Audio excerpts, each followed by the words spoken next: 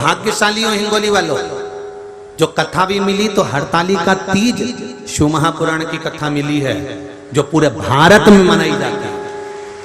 केवल महाराष्ट्र, गुजरात या राजस्थान या मध्य प्रदेश या उत्तरांचल या हिमाचल नहीं, पूरा भारत में, पूरे विश्व में हरताली का तीज मनाई जाती है। चाहे वो उत्तर प्रदेश हो, चाहे महाराष्ट्र हो, गुजरात हो, राजस्थान हो, साधारण से साधारण नारी भी भगवान शंकर के पूजन करती है। हरताली का तीज की रात भर 5 बार पूजन करना, 5 बार स्नान करना, 5 बार शिव जी की आराधना करना, आरती करना, सवेरे ब्रह्म मुहूर्त में भगवान शंकर का पूजन कर कर विसर्जन करने जाना। फिर उस पूरी रात में ना तो सोना, ना कुछ खाना, ना पानी पीना, केवल भगवान की भक्ति में।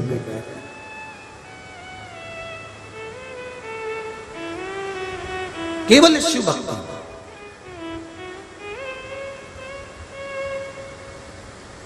एक पत्र है,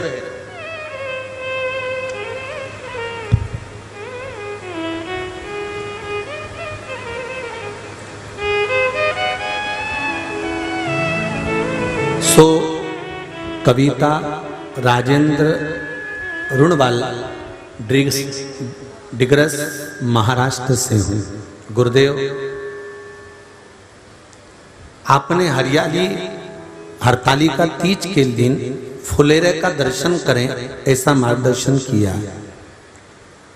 महाराष्ट्र में फुलेरा किस तरह से बनाया जाता है हम लोगों को स्मरण नहीं है। क्या उस फुलेरे का वर्णन आप हमें करेंगे? कैसी पत्ती लगाना चाहिए, कैसा फूल? हमको ये प्रश्न कल यहाँ से जाने के बाद आ चुका था सीहोर के ऑफिस में, और उसके बाद हमने पंडितों को कहा था कि एक फुलेरा तैयार कर कर रखें और उस फुलेरे का दर्शन सभी को लाइव कराएं, जिससे घर पर या मंदिर में आप शिव जी की जब आराधना करें तो उसके ऊपर फुलेरा बंधा होना चाहिए। जैसे ये शिवलिंग आपने बनाया, बालू रेत का, मिट्टी का जो शिवलिंग का निर्माण करा है, उस शिवलिंग का निर्माण करने के बाद में आपके मध्य में जब आप शिवलिंग बनाते हो घर के अंदर हॉल में या मंदिर में, तो ऊपर कोई कुंडी वगैरह लगी हो, पंखा लगा हो, उस पे से रस्सी बांध कर लेकर आकर इस फुलेरे को इस तरह से शिव जी के ऊपर लटकाया जाता है। इसको फुलेरा कहते हैं। ये भगवान शंकर का अखंड सौभाग्य देने का फुलेरा होता है, जिसको माता पार्वती जी, उमा, कात्यायनी देवियों ने इसका स्मरण किया। एक गोल होता है,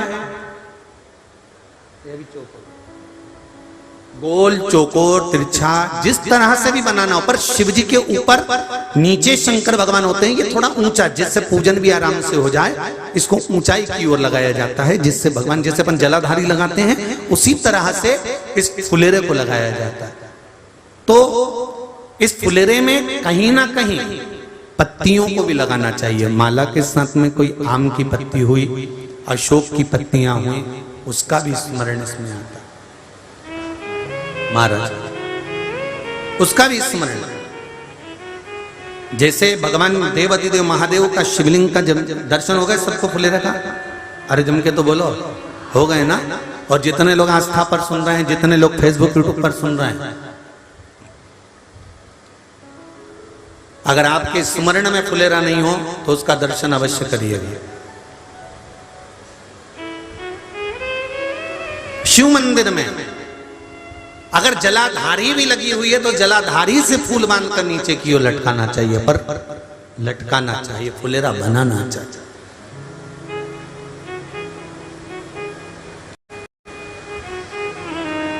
सात फल हैं फुलेरा। कितने फल हैं? 7। ध्यान दीजिएगा। पहला, फुलेरा जो नारी व्रत करती आती है और व्रत क्रम उसका चलता रहता है, उस व्रत कर्म के अंतर्गत मान लो किसी कारणवश बीमारी में, कोई गमी के अंतर, कोई सूतक सावड़ के अंतर्गत अगर नारी पूजन नहीं कर पाती है पूजन नहीं कर पाई और उसने केवल फुलेरे का दर्शन ही कर लिया, अपने पलंग पर पड़ी पड़ी भी फुलेरे का दर्शन कर लिया है, तो नारी को हरतालिका तीज के व्रत का फल प्राप्त हो जाता है। 7 फल हैं भगवान शंकर के हरतालिका तीज के फुलेरे का। पहला फल व्रत का मूल। दूसरा, यदि कोई नारी आई और उसके संतान नहीं, 10 साल 8 साल 5 साल 6 साल 7 साल 12 साल 15 साल हो गए, उस फुलेरे का मात्र स्मरण कर कर एक पुष्प भी उसने अगर हल्दी कुंकू का लगाकर उस फुलेरे का टच कर कर भगवान शिव के पावन चरणों में रख दिया है और विनती कर कर गई है, तो अगला फुलेरा वो खुद बनवाती है, उसकी गोदी में संतान आ ही जाएगा। अगला फुलेरा वो खुद बनवाएगी, के जाएगी, जीजी अगली बार फुलेरा मेरी तरफ से बनवा देना, मंदिर में फुलेरा मेरी तरफ से लगवाना, अगली बार जब तुम पूजन करो तो फुलेरा मेरी तरफ से बनवाना। ये फुलेरे का मार्ग। तीसरा, महाराज हम कोई दान, गौदान, हरतालिका तीज की किताब है आपके यहाँ, जो लोग पढ़ते होंगे हरतालिका तीज की किताब, उसमें लिखा है ब्राह्मण देव को ये दान देना है, ऐसा दान देना है। अब कोई गरीब है, कोई साधारण है, नहीं है किसी की कैपेसिटी, नहीं दे सकता, तो क्या होता है, तो कहा हम गौदान नहीं कर पाते, हम स्वर्ण दान नहीं कर पाते, हम वस्त्र दान नहीं कर पाते, हम मुद्रा दान नहीं कर पाते, हम अन्न दान नहीं कर पाते। हम ये सारे दान अगर नहीं भी कर पाते हैं तो शिव महापुराण की कथा कहती है तीसरा फल फुलेरे का है कि मात्र फुलेरे का दर्शन स्पर्श कर लेने से सारे दानों का पुण्य फल प्राप्त हो जाता है। ये तीसरा फल फुलेरे। अब हरतालिका तीज का फुलेरे का चौथा महत्व है महाराज। चतुर्थ महत्व हरतालिका तीज के फुलेरे का है, जो कुंवारी कन्या हरतालिका व्रत करती है, पहली बार जो हरतालिका तीज का व्रत करती हैं या हरतालिका तीज का उद्यापन कर देती हैं या किसी कारणवश शरीर ऐसा नहीं रहा कि बिना पानी के नहीं रह सकती, तो 2 बूंद अगर उन्होंने पानी भी पी लिया है या कोई कारणवश कुछ गलती हो भी गई है, तो मात्र फुलेरे का दर्शन कर लेने से वो गलती शंकर स्वीकार कर कर उसको क्षमा कर देते हैं। ये चतुर्थ भाव के अंतर।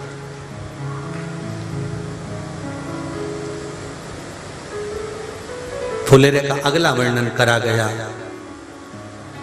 महाराज शिव तत्व की ओर, शंकर भगवान की ओर। हम ना काशी जा सकते हैं, हम ना सोमनाथ जा सकते हैं, हम ना किसी स्थान पर जाकर एकांत में भगवान शंकर का स्मरण कर सकते हैं। मान लो हमें एकांत में बैठकर शिव की भक्ति करना है, किसी मंदिर में किसी देवालय में जाकर भक्ति करना है, तो फुलेरे का मात्र दर्शन करने से, पूजन स्मरण करने से उस भक्ति का फल भी हमारे खाते में आ जाता है।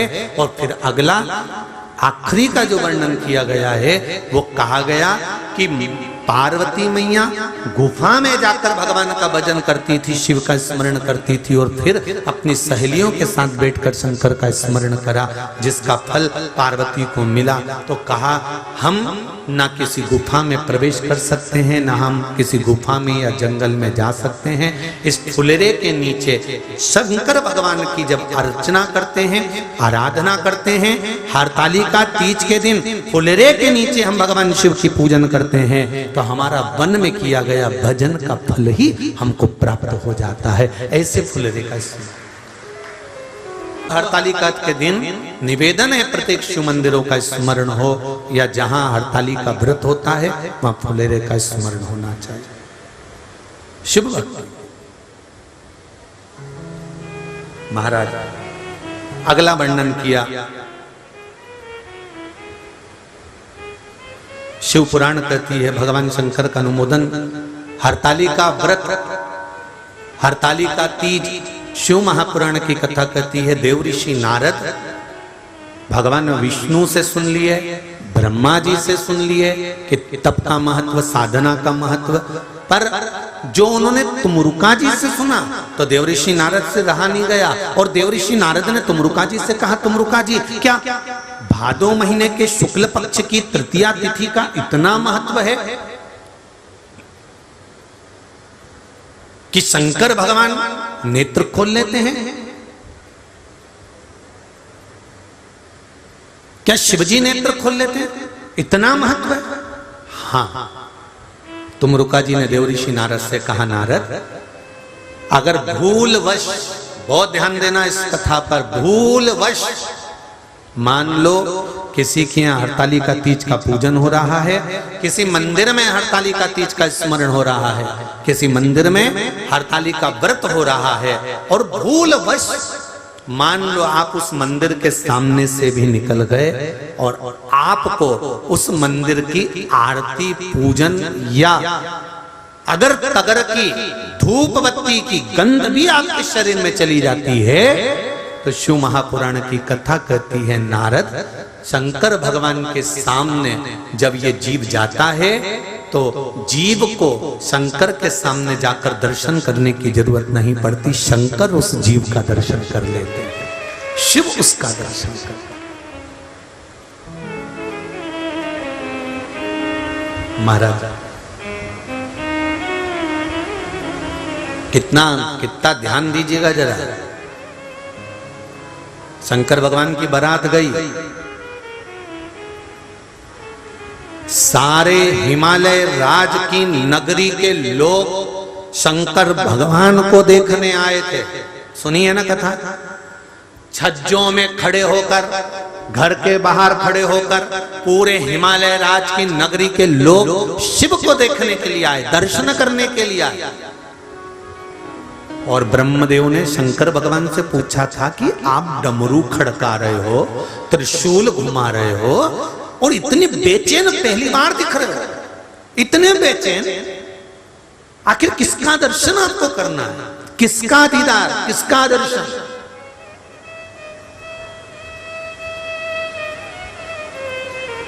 शिव जी कहते हैं, जिसने गुफा में बैठकर अपनी सहेली के साथ में भादो शुक्ल पक्ष की तृतीया हरतालिका तीज का व्रत किया था, उस पार्वती को मुझे दर्शन करना है, इसलिए मैं बेचैन हो रहा हूं। उसका दर्शन मात्र करना, उसका मात्र दर्शन करना, मात्र दर्शन। भगवान शिव की आराधना, शिव मंत्र का स्मरण करेंगे सभी लोग अपने स्थान पर बैठकर, बाबा के आनंदमय मंत्र का जाप करते हुए बाबा से अपने दिल की बात, अपने हृदय की बात कहेंगे। श्री शिवाय नमस्तुभ्यं, श्री शिवाय नमस्तुभ्यं, श्री शिवाय नमस्तुभ्यं, श्री शिवाय नमस्तुभ्यं, श्री शिवाय नमस्तुभ्यं। देव ऋषि नारद ने जैसा तुमरुका जी से सुना, वैसा की वैसा ही जाकर पार्वती मैया को कह दिया। माता पार्वती जी से जाकर जैसा तुमरुका जी से विधान सुना था पूजन का, हरतालिका व्रत का, वैसा की वैसा ही पार्वती जी से कहा। पार्वती जी ने एक प्रश्न खड़ा किया।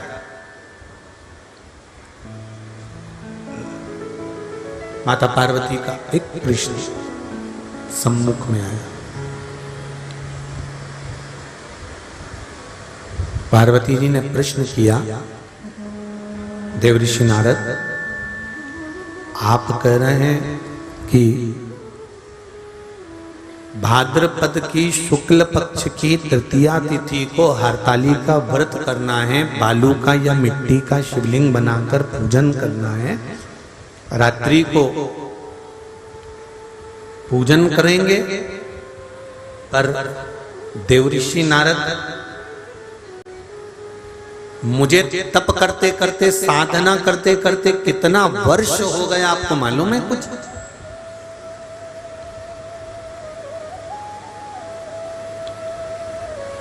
कितने वर्ष तप साधना में हो गए, कितने वर्ष तप साधना में निकल गए, कितने वर्ष मेरे तप साधना के अंतर्गत निकल गए, आपको मालूम है कुछ?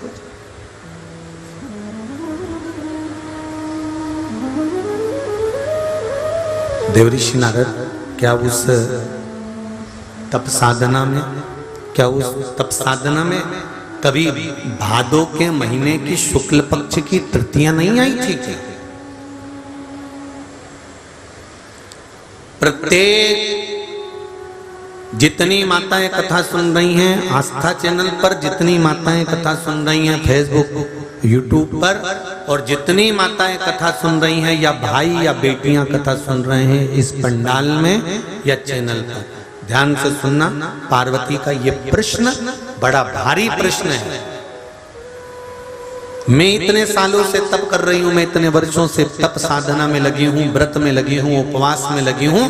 क्या भादो का महीना भादो का महीना शुक्ल पक्ष की तृतीया तिथि क्या पहले नहीं आई होगी?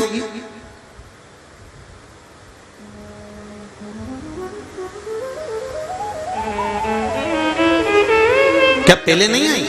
आई, पहले भी प्राप्त हुई। शंभो रिटर्न बड़ा पहले भी प्राप्त हुई, पहले भी। ऐसा नहीं है कि भादो महीने की शुक्ल पक्ष की तृतीया नहीं आई, आई।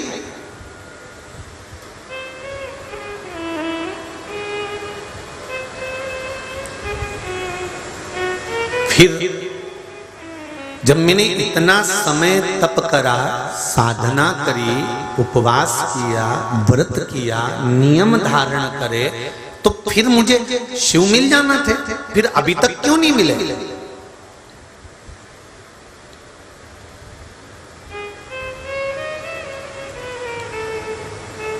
देखो बहुत अच्छे से समझ लेना हो, जितने भी लोग बैठे हो, क्या तुमने पहले हरतालिका तीज का व्रत नहीं करा क्या? अरे बोलो तो जम के, करा है ना? क्या पहले तुमने शंकर जी का गुणगान नहीं करा क्या? करा है ना? क्या पहले तुम शंकर के मंदिर नहीं जाते थे क्या? जाते थे। क्या पहले तुम शंकर भगवान को बेलपत्री नहीं चढ़ाते थे क्या? चढ़ाते थे। पहले तुम शंकर जी को जल नहीं चढ़ाते थे क्या? चढ़ाते थे। पहले के तुम शिव जी के मंदिर का गुणगान नहीं करते थे? करते थे। फिर आखिर ऐसा क्या है शिव पुराण में कि जब से शिव पुराण सुनना चालू करी है तब से बेलपत्र चढ़ाती हूँ उसका असर होता है, जल चढ़ाती हूँ उसका असर होता है, पशुपति व्रत करती हूँ उसका असर होता है, या मैंने एक जरा सा सामान भी शंकर जी को चढ़ाया और कामना कर चढ़ाया और मेरा काम हो जाता है। उसका कारण क्या है? वो क्या कारण है? क्योंकि तुमको मालूम पड़ गया कि शंकर को जल चढ़ाने का फल क्या है। तुमको मालूम पड़ गया कि सिर की गोली यही है, इसको खाऊंगी सिर दर्द बंद हो जाएगा। पैर की गोली यही है, इसको खाऊंगी पैर का दर्द बंद हो जाएगा। तुमको मालूम पड़ गया कि शंकर भगवान की 5 बेटियां जया, विषहरा, सामरी बारी, दौतरी देव ऊपर की ओर विराजमान है, अशोक सुंदरी सामने विराजमान है, गणेश जी कार्तिक के पास में बैठे हुए हैं, माता पार्वती जी का हस्त कमल पर शिवलिंग रखा हुआ है। ये सब तुमको मालूम पड़ गया और चढ़ाने का तरीका मालूम पड़ गया कि बेलपत्री कैसे चढ़ाना है, जल कैसे चढ़ाना है, दूध कैसे चढ़ाना है, दही कैसे चढ़ाना है, पंचामृत कैसे चढ़ाना है। ये तुमको भान होता चला गया, ये तुमको ज्ञात होता चला गया।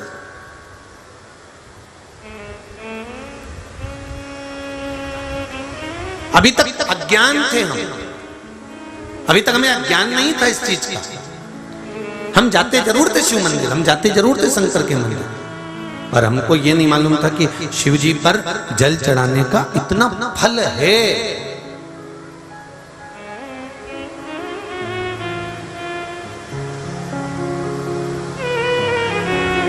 कितना सुंदर लिखा है।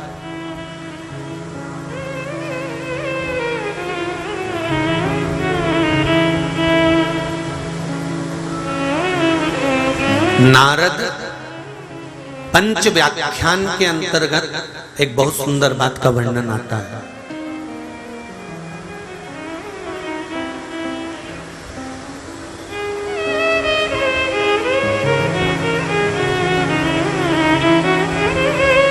कलम पढ़ रहे थे तो उसका फोटो का भी हमने स्मरण किया, शायद हिमांशु के मोबाइल में होगा वो फोटो, कि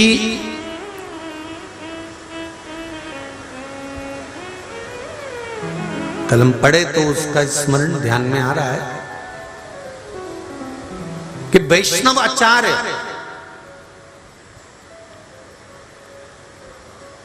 परम रसिक वैष्णवाचार्य अपनी लेखनी में लिखते हैं, देवर्षि नारद उसका वर्णन करते हैं कि जिस नगर में, जिस गांव में, जिस खेड़े में अगर शंकर भगवान का कोई मंदिर नहीं है, कोई शिवालय नहीं है, उस गांव में एक रात भी परम भगवदीय वैष्णव को नहीं ठहरना चाहिए। उस गांव में परम भगवतीय वैष्णव को एक रात्रि भी नहीं ठहरना चाहिए जहां शिव का शिवालय नहीं हो। कलम पढ़े तो उसका फोटो हिमांशु के मोबाइल में होगा, हम चाहेंगे आस्था चैनल पर वो फोटो दिखाओ कि हमने उस पुस्तक के उस पृष्ठ को जब स्मरण किया तो उसमें वर्णन आया कि गजब की बात परम भगवदीय वैष्णव के लिए लिखी है कि परम भगवदीय वैष्णव अगर किसी नगर में रुकते हैं, किसी नगर में ठहरते हैं और यदि वहां शंकर का कोई शिवालय नहीं है तो वैष्णव को उस गांव में, उस नगर में तो रुकना भी नहीं चाहिए, उसका भी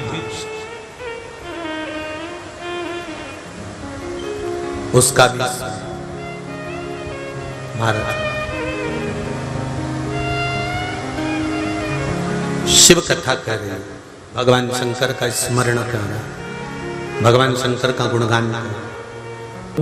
अच्छा, ये लेटर, पत्र, मोबाइल के फोटो, पत्र जो आगे आगे बैठे रहते हैं ना, ये नुकसान में रहते हैं, इनको देखने को ही नहीं मिलता। और जो एलसीडी के सामने बैठे हैं ना, एलईडी के सामने, वो तुरंत देख लेते कि हाँ ये पढ़ा। या तुम लोग घर जाके देखते होगे? अरे बोलो तो, देखते हो घर जाके? हाँ, अच्छा, मोबाइल भी चालू करके बैठते हो? जय हो, श्री शिवाय नमस्ते। तो चालू करा है क्या?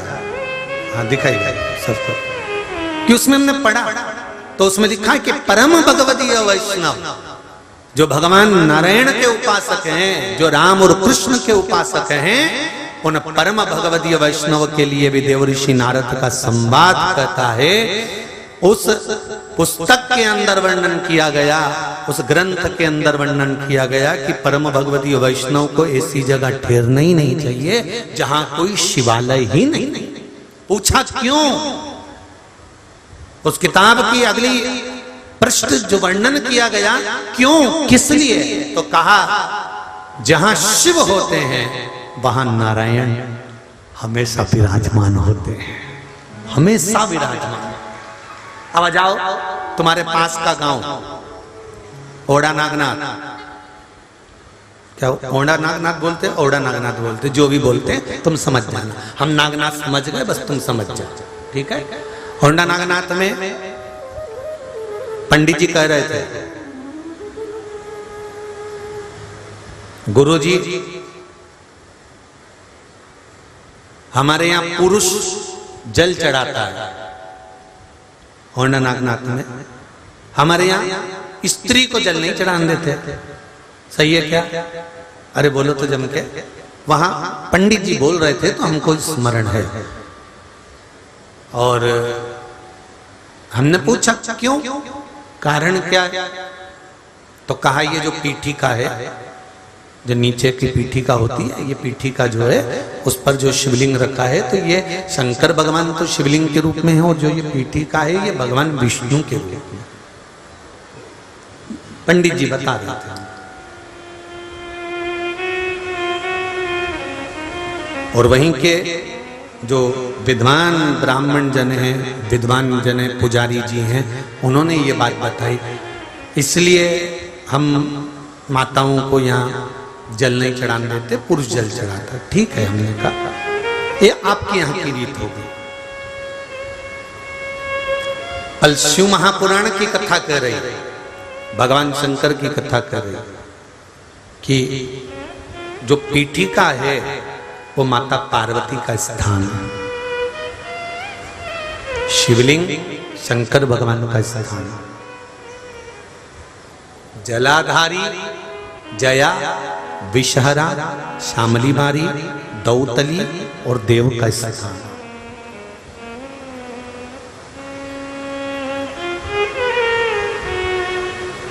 गुरुदेव शिव महापुराण की कथा कहते हैं। शंकर भगवान का अनुमोदन कर रहा है।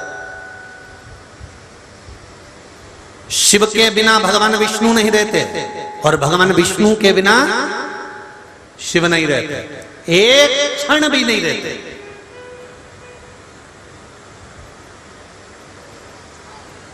एक पल, एक घड़ी भी शंकर भगवान विष्णु के बिना नहीं रहते और भगवान विष्णु शंकर के बिना एक क्षण, एक पल, एक घड़ी नहीं रहते।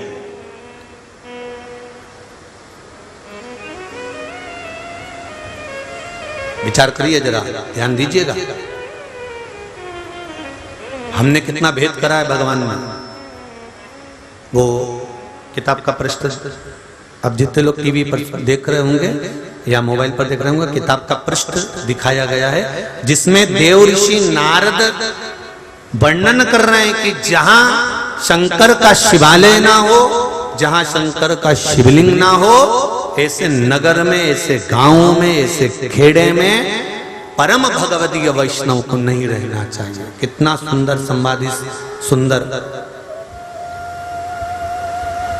ग्रंथ के अंदर मिला, उसको पढ़िए, श्लोक के साथ उसका पूरा व्याख्यान। महाराज शिव कथा कह रहे हैं, शंकर का भगवान शिव भगवान विष्णु के बिना नहीं और भगवान विष्णु भगवान शिव के बिना नहीं। शिव महापुराण की कथा कहती है एक लोटा जल हम जब भगवान शंकर को समर्पित करते हैं तो ये जल केवल शिव को नहीं मिलता, 33 कोटि देवता को ये जल समर्पित हो जाता है। 33 कोटि देवता। अब जरा अच्छे से ध्यान देना, एक एक शास्त्र उठाइए, एक एक पुराण उठाइए। भगवान विष्णु की पूजन करना है अलग से, ब्रह्मा जी की पूजन करना है अलग से, इंद्र देवता की पूजन करना है अलग से, नवग्रह देवता की पूजन करना है अलग से, 16 मातृका की पूजन करना है अलग से, इन देवता की पूजन करना है अलग से। सारे देवताओं के अलग अलग पूजन का प्रमाण है और किसी देवता की पूजन करोगे तो दूसरे देवता को उसका फल नहीं मिलेगा, दूसरे देवता को उसका कोई आनंद नहीं मिलेगा। पर केवल एक शिव महापुराण, स्कंद पुराण, लिंग पुराण, नर्मदा पुराण, पद्म पुराण, कुर्म पुराण वर्णन करती है कि शंकर भगवान को अगर तुमने कोई सामग्री चढ़ाई है तो वो केवल एक शंकर जी को नहीं मिलती, 33 कोटि देवी देवता को प्राप्त हो जाती है। वो केवल एक शिव की नहीं रहती, वो 33 कोटि देव, गला पकड़ बाबू, 33 कोटि देवता को प्राप्त हो जाती है। एक अगर जल चढ़ाया है तो वो भी 33 कोटि देवता को मिल गया। बाकी के देवताओं को चढ़ाया गया, सब देवताओं को नहीं मिलेगा। बाकी के देवताओं को चढ़ाया गया, सब देवताओं को प्राप्त नहीं होगा, पर शिव को चढ़ाया गया, सब देवताओं को मिल गया। अब और अच्छे से ध्यान देना, शंकर जी के मंदिर की चौखट, शिव मंदिर का शिवालय, शिवलिंग, पीठिका या मंदिर के अंदर अगर प्रवेश नहीं है, किसी साउथ में मंदिर में शंकर भगवान को छूने नहीं देते। कई पत्र आते हैं साउथ से कि हमारे यहाँ मंदिर में शंकर भगवान को जल नहीं चढ़ाने देते, छूने नहीं देते। तो क्या करें हम? तो निवेदन, शिव महापुराण की कथा कहती है भगवान शंकर ने तुमरुका जी को कहा, तुमरुका तू मेरे द्वार पर, जैसे नंदी मंदिर के अंदर विराजमान होता है तो चौखट पर, देहली पर तुमरुका तू विराजमान हो जा। अगर मात्र तेरा स्पर्श भी संसार के लोगों को हो गया तो शिवलिंग के पूजन का फल उनको प्राप्त हो जाएगा। अब देखिए कितनी सुंदर बात मेरे देवाधिदेव महादेव ने तुमरुका जी से कही। इतना सुंदर संवाद कहा है तुमरुका जी, कितना सुंदर। भगवान शिव तुमरुका जी से कह रहे हैं, भगवान शंकर तुमरुका जी से वर्णन कर कि आप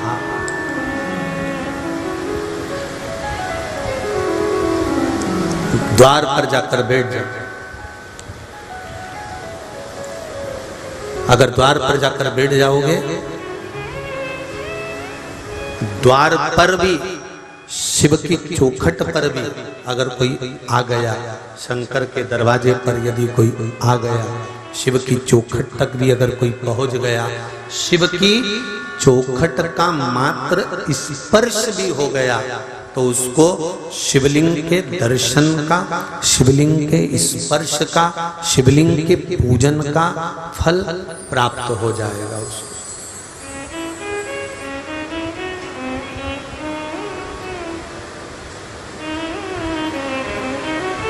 उसको फल मिल जाएगा। तो नारद जी से पार्वती ने प्रश्न किया, समझ लीजिए जरा बहुत अच्छी तरह से।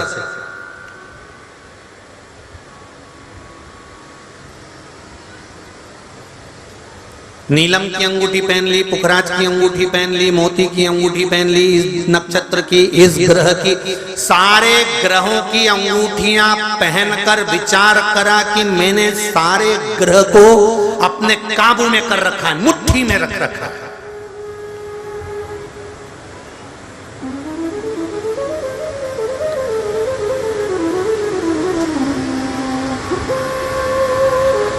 इतने सारे ग्रह को अपने हाथ में करने के बाद भी मनुष्य अगर दुखी है तो उसने किसी से पूछा, गुरुजी से, गुरुजी मैंने, आपने कहा था ये वाली अंगूठी पहन लो, आपने कहा था ये कर लो, आपने कहा था ये कर लो, मैंने सब कुछ कर लिया, उसके बाद भी मेरा दुख समाप्त क्यों नहीं होता?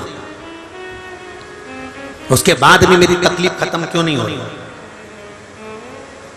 उसके बाद भी मेरा दुख जाता क्यों नहीं है? कारण क्या है? तब गुरुजी के भी समझ में नहीं आएगी, पर शिव पुराण कह रही है, तुमने सारे ग्रह को अपनी मुट्ठी में करा, तुमने सारे ग्रह को अपना करने के लिए सब कुछ किया, पर शिव महापुराण की कथा कहती है तुमने अपना कर्म पूरा नहीं किया।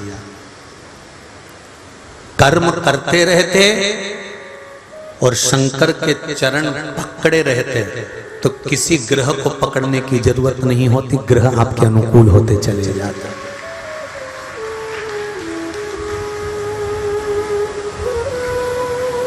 आप सब समझदार हो, चतुर हो, विद्वान हो, जितने लोग टीवी पर कथा सुन रहे हो, चाहे मोबाइल पर सुन रहे हो, चाहे यहां सुन रहे हो, आज के जमाने में कोई अनपढ़ नहीं है, सब समझदार हो, सब पढ़े लिखे हो। आपको कोई साधारण व्यक्ति, आपको कोई सिंपल सा व्यक्ति बेवकूफ नहीं बना सकता।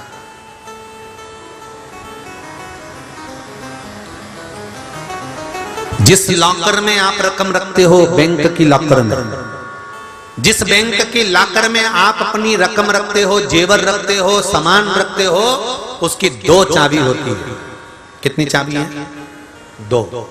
एक आपके पास है, एक मैनेजर के पास है। बोलो सही है कि गलत है? बोलते जाओ जरा। मैनेजर अपनी चाबी को कितना भी घुमा ले, लॉकर खुलेगा क्या? अच्छी जम के बोलो जरा। नहीं। तुम अपनी चाबी को कितना भी घुमा लो, लॉकर खुलेगा क्या? नहीं। चाबी दोनों लगना चाहिए। मैनेजर अपनी चाबी लगाकर चले जाए, उसके बाद में आप अपनी चाबी लगाओ, ताला खुल जाएगा। ताला खुलने में फिर देरी कहां लगेगी?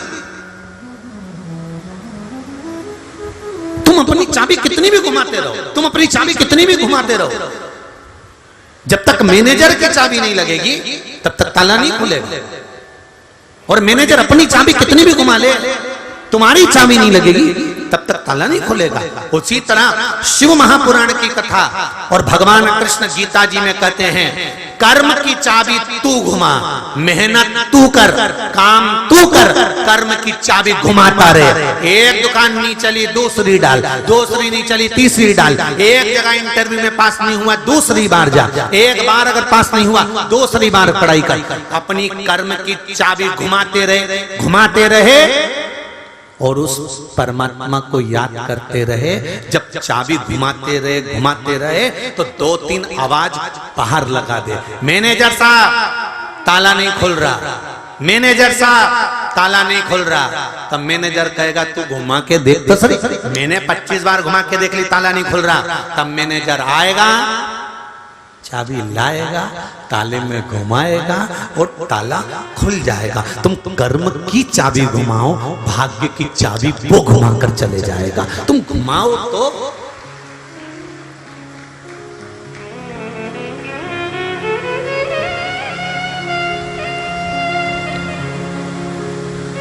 तुम कर्म की चाबी घुमाते ही नहीं, पढ़ाई कर नहीं रहे हो, इंटरव्यू दे नहीं रहे हो, कर्म करना नहीं चाहते, कर्म की चाबी घुमाना पड़ेगी, तब मैनेजर भाग्य की चाबी घुमाएगा।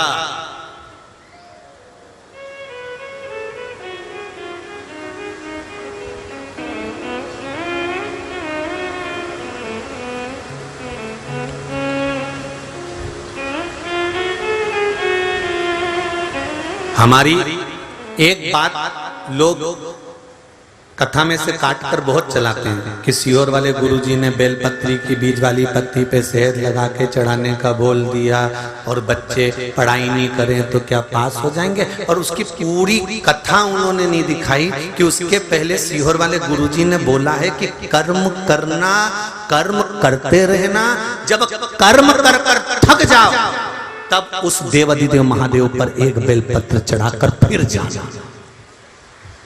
उसको लोग पूरा नहीं दिखाते, उनको तो बस चाहिए कि महाराज ने बोला है उसको काट छाट कर थोड़ा ना थोड़ा ऐसा दिखा तो उसका स्मरण रहे। पर फिर भी शिव कथा कर रही है, आप कर्म की चाबी को घुमाओ, भाग्य की चाबी मेरा महादेव घुमाएगा।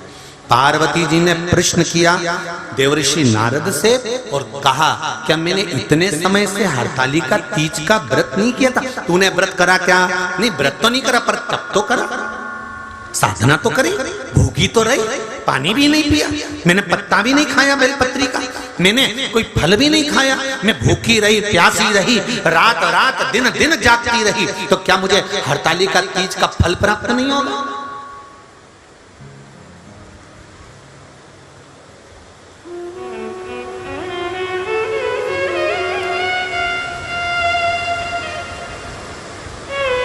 देवऋषि नारद ने कहा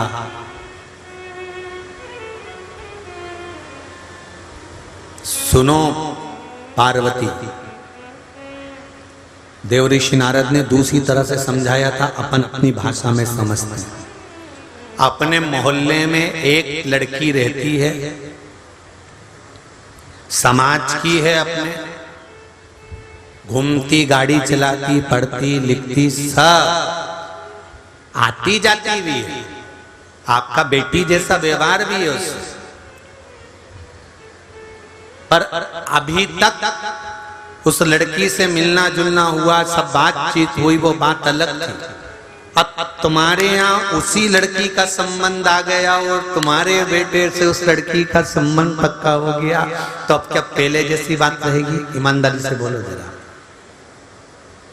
लड़की को भी आंखों में शर्म रहेगी कि मैं मेरी सास से बात कर रही हूँ। पहले करती थी तो आंटी से करती थी, चाची जी, काकी जी, बुआ जी से, इस तरह से करती थी और खूब हंसी मजाक करती थी। अब उसके बोलने का तरीका बदल गया। बदलेगा कि नहीं बदलेगा? ईमानदारी से बोलो जरा। उसके बोलने का तरीका बदलेगा, उससे मिलने का तरीका बदलेगा। जब मिलेगी आदर का, सत्कार का भाव रहेगा, आदर का भाव रखेगी। पहले आदर जानती नहीं थी, वो तो अड़भंगी छोटी सी थी, जैसे बचपन से करते आई वैसे हंसी मजाक करके चली गई। उसको क्या मालूम, उसको क्या पता कि यही मेरा ससुराल है। अब ससुराल होने के बाद में वो अड़भंगापन करेगी क्या, ठिठोली करेगी क्या, हंसी मजाक करेगी क्या? नहीं, अब आएगी तो कायदे से, भले कोई बुलाएगा भी ना, बेटा हमारे यहाँ जाना, हम मम्मी में आ जाओगे। अब मम्मी करके बोली, पहले आंटी, चाची काकी, अब मम्मी मैं आ जाऊंगी, और इतनी मर्यादा से बोली। अब वो बार बार आती भी नहीं है, जब उसको बुलाओगे तभी आएगी। क्यों? क्योंकि उसको मालूम पड़ गया यहाँ मेरा संबंध हो गया, यहाँ मैं पक्का हो गया, यहाँ मेरा संबंध है, यहाँ मेरा पति रहता है। अब उसको मालूम पड़ गया। देव ऋषि नारद ने पार्वती जी को समझाया, अभी तक तुम्हें मालूम ही नहीं था कि हरतालिका तीज होता ही क्या है।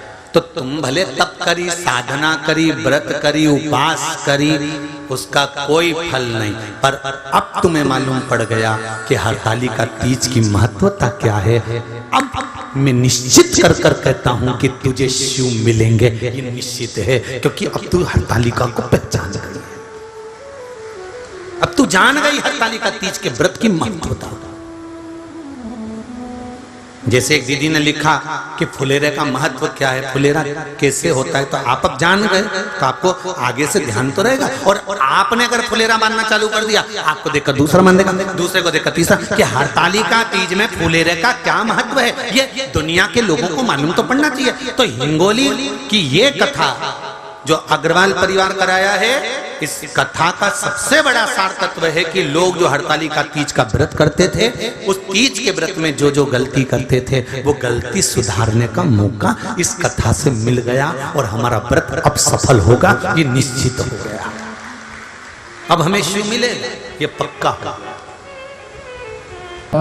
सभी लोग अपनी जगह बैठकर भगवान शिव से अपने हृदय की बात करते हुए हरतालिका शिव महापुराण की कथा में भगवान देवाधिदेव महादेव से अपने मन की बात करते हुए श्री शिवाय नमस्तु, श्री शिवाय नमस्तु, श्री शिवाय नमस्तु, श्री शिवाय नमस्तु, श्री शिवाय नमस्तु।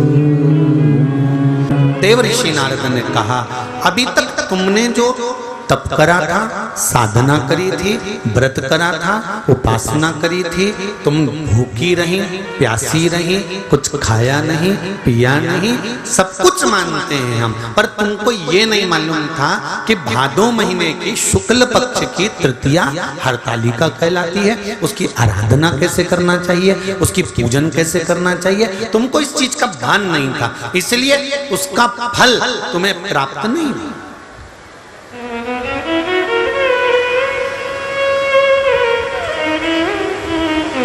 और समझ लो जी बहुत अच्छे से, सांप डसकर चले गया और कोई ने कह दिया चूहा काट गया था, तुम्हें मालूम ही नहीं कि सांप डस के गया, चूहा काट गया, तुमको ये भान है कि चूहे ने काटा, तो तुमको कोई टेंशन नहीं, आओ ठीक हो जाएगा, मैं डॉक्टर को दिखा दूंगा, बढ़िया। और किसी ने कह दिया सांप डस गया, तो अटैक वहीं आ गया। जहर तो बाद में चढ़ता, पहले टेंशन नहीं मिला, आधा चिंता में, सांप डस गया, सांप डस गया, सांप डस गया, चिंता लग गई, भयंकर टेंशन में पड़े, भयंकर टेंशन। शिव कथा कह रहे हैं, भगवान शंकर का चरित्र कह रहा है, पार्वती जी, देव ऋषि नारद कह रहे हैं, माता पार्वती आप एक काम करो, अब जो तुमको बताया गया है तुमुरुका जी से पूछकर जैसे बता रहे हैं वैसा क्रम प्रारंभ कर।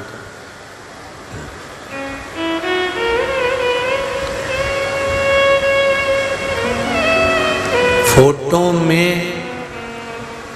स्माइल देना और साधारण जिंदगी में स्माइल में रहना बहुत अंतर है। बोलो जी जी सही है कि गलत है? बहुत अंतर।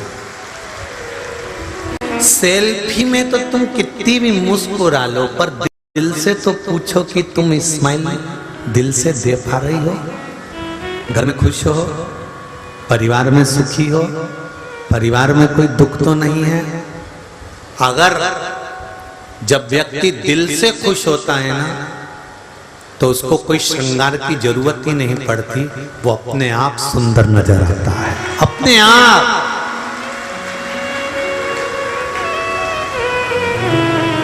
उसको सुंदरता की जरूरत नहीं है, वो अपने आप सुंदर। और एक निवेदन आप सबसे है, फोटो में स्माइल में रहो चाहे मत रहो, पर अपने वर्तमान जीवन में स्माइल में रहना प्रारंभ कर दो, जिंदगी संवर जाए। फोटो में खुश रहने से कुछ नहीं होता, थोड़ा सा तुम फोटो किसी को भेज दोगे, वो प्रसन्न हो जाएगा, मेरी छोरी अच्छी लग रही है, पर फोटो की स्माइल से जिंदगी नहीं चल सकती। फोटो की प्रसन्नता से जिंदगी नहीं चल सकती। तुम्हारी स्माइल, तुम्हारी प्रसन्नता, तुम्हारे चेहरे की खुशी भीतर से होना चाहिए। एक बात कहेंगे हिंगोली की इस कथा में, जीवन बहुत विचित्र है मेरी जीजियों, मेरे भाई, मेरी बेटियां, बेटा, जीवन बहुत विचित्र है। घर पे जाके एक लाइन लिखकर देखना, अक्कड़। क्या लिखोगे? बोलो, जम के बोलो, अक्कड़। अक्कड़ में कोई मात्रा लगी है क्या? आ, हाथ पे लिख के देखो, आ का ऑर्डर, इसमें कोई मात्रा लगी है कहीं पे भी? नहीं। अक्कड़ में कोई मात्रा नहीं है, पर सब में थोड़ी थोड़ी मात्रा में है। सही है कि गलत है? उसमें एक मात्रा नहीं लगी कि इसमें अकड़ में कोई मात्रा हो, आ का अड़, इसमें कोई मात्रा लगी दिखे तो बताना कि कोई ने अकड़ में मात्रा लगाई हो, क्योंकि इसमें मात्रा लगाने की जरूरत ही नहीं है। अकड़ में मात्रा नहीं है, पर प्रत्येक व्यक्ति में थोड़ी थोड़ी मात्रा में। और वो जो हमने नहीं किया तुमको कि थोड़ी थोड़ी मात्रा, हम तो बोले थोड़ी थोड़ी मात्रा में है, पर हमने ये नहीं बोला कि अकड़ है। हम काय को बोले? तुम तो समझदार हो, हम कहकर काय को बुरे हो? तो अकड़ में कोई मात्रा नहीं है, पर थोड़ी थोड़ी मात्रा में सब में है। शिव पुराण कहती है जो तुम्हारे अंदर थोड़ी थोड़ी मात्रा में है, अपने परिवार में खुश रहने के लिए वो थोड़ी थोड़ी मात्रा की अकड़ को इसी शिव पुराण में छोड़कर चले जाओ। इसी यहीं छोड़ दो उसको कि नीच है। अब हमने आज से शिव पुराण सुनिए, हम बदलेंगे, थोड़ा बदलाव हमारी जिंदगी में आना चाहिए, और वैसे भी आना चाहिए बदलाव। पहले छोरा छोरी नाना नानी के यहाँ से जाते थे तो बदल के आ जाते थे, दादा दादी के यहाँ जाते थे तो बदल के आते थे। तुम यहाँ से जाओ, कथा सुनकर अपने घर पहुंचो तो घर की बहुएं भी कहे हमारी अम्मा थोड़ी बदली बदली दिख रही है, तो लगे कि कथा का असर हुआ। नहीं तो जैसी थी जाते से ही चिल्लाई, पानी नहीं भरा, तो फिर तो घर के लोगों को भी लगेगा कि बताओ जैसी थी वैसी की वैसी, इसको कथा का कोई असर होता है? तो उसने पूछ लिया, मम्मी तुम तो कथा में गई थी, तो क्या हुआ? मैं तो सिर पे पल्लू रख के बैठी थी, तो इससे क्या होता? अंदर घुसी ही नहीं। बस तो निवेदन है कि थोड़ा यहाँ से जाने के बाद जिंदगी में बदलाव आना चाहिए। कथा सुनने के बाद थोड़ा बदलाव आना चाहिए। कथा हरतालिका तीज की कथा सुन रहे हो तो अब की बार हरतालिका तीज का जब व्रत करो तो थोड़ा बदलाव दिखना चाहिए। तो शंकर भी कहेगा अब बदल गई, अब मुझे जाना पड़ेगा। अभी तक तप करा, अभी तक साधना करी, अभी तक व्रत करा, अभी तक उपासना करी, उससे हमें भगवान मिले ना मिले, पर अब मिलेंगे ये निश्चित है, ये पक्का है, मिलेंगे, निश्चितता। अंतिम बिंदु है वो शिव का मिलन। पार्वती जी को बताया, और पार्वती जी जब पूछी, अब बताओ नारद जी कि तुमने मुझे इतना ज्ञान दे दिया, अब मुझे बताओ कि माता हरतालिका का जब पूजन करना है, शिव जी की जब पूजन करना है, तो उसको मैं कैसे करूं, उसका अब मुझे नियम बताना प्रारंभ करो। तो नियम बताऊं, परंतु उससे पहले टाइम हो गया है, तो कल की कथा में नियम का वर्णन करेंगे और उस नियम को देवर्षि नारद के मुख से श्रवण करेंगे जो तुमरुका जी ने वर्णन किया। एक पत्ती का वर्णन दे गया है कि शिव जी पर कौन सी पत्ती उस फुलेरे में लगाना, उसका वर्णन भी कल की कथा में देंगे। जिनको भारी रोग हो जाता है उस रोग से मुक्ति के लिए भी शंकर जी को हरतालिका व्रत में क्या समर्पित किया जाता है उसका वर्णन भी कल की कथा में। जैसे लीवर, किडनी, कोई का डायलिसिस चल रहा है, डायलिसिस छूटना चाहिए, कैंसर बीमारी आ गई, गठान गल नहीं रही, तो एक पत्र में आया है गठान का गलने का, तो शिव स्मरण में कल की कथा में उसका वर्णन करेंगे। श्री माता पार्वती जी गणेश जी को लेकर पधार रहे हैं, जोरदार ताली बजाकर स्वागत करें।